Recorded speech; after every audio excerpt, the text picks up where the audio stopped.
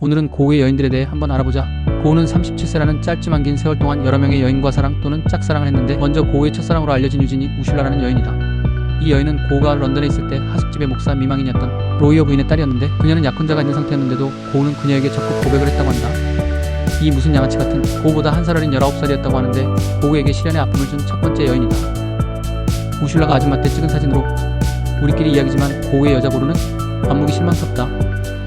두 번째는 키보스라는 여인으로 고우의 이종사 촌누나이다. 그녀의 플레임은 코넬리아 아드리안느 보스 스트리커인데 고우보다 7살이나 많으며 8살 난 아들을 둔 미망인으로 고우 어머니 언니의 딸이다. 베텐 정원의 추억 1888년 왼쪽 검은 머리가 키보스이고 오른쪽은 고우의 어머니이다.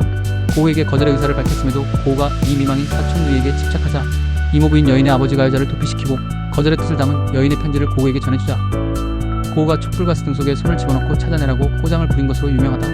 세 번째는 고우가 시엔이라는 애칭으로 불렀던 클라시나 마리아 훈믹이라는 여인인데 이 여인은 5살 난 딸이 딸린 데다가 뱃속에 남의 애까지 임신 중이었고 알코올 중독에다 성병이 집도 없는 병든 청이었다.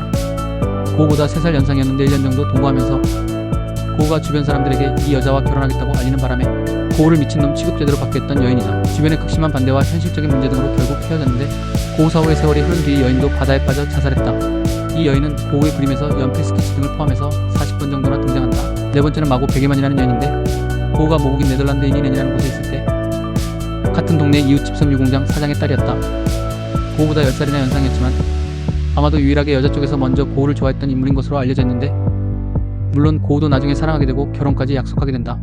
하지만 베게만의 집안은 거의 파산 직전이었고 베게만이라는 이 여인 역시 정신병을 앓고 있었던 것으로 알려져 있다. 베게만 집안에서는 고우가 거지와 가라는 이유로 반대하고 고우 집안에서는 여자 가정신병자라는 이유로 반대하고 결국 이 여인 역시 두 집안의 극심한 반대로 이루어지지 못하고 여자가 약을 먹고 자살 소동까지 벌였다고 하며 뭐 흑백 사진이긴 해도 개인적으로 볼 때 그나마 인물이 제일로 괜찮은 것 같다. 다섯 번째는 아고스티나 세가토리라는 여인으로 파리에 있는 카페 탕브랭의 여주인이었으며 애 딸린 이혼녀였다. 들라크로아, 마네 등 유명화가의 그림 속에 등장하는 모델이기도 했는데 고우와의 사이에서 임신까지 했지만 중절했다고 한다. 카페 이름이 탕브랭인 것처럼 고우 그림 속에 등장하는 인물 아이 탁자가 탬버린처럼 생긴 것이 이채롭고 탁자 위에 호프잔이 눈길을 끈다. 피아노를 치는 마그리트 가셰 1890년 고우가 오베르에 머물면서 치료받았던 가셰 박사의 딸인데 두 사람이 17살이나 차이나고 고우가 테오에게 보낸 편지 속에서 마그리트 가셰에 대해 별다른 언급이 없는 점 등으로 보아 연인 사이였을 가능성은 희박하다는 것이 내 생각이다.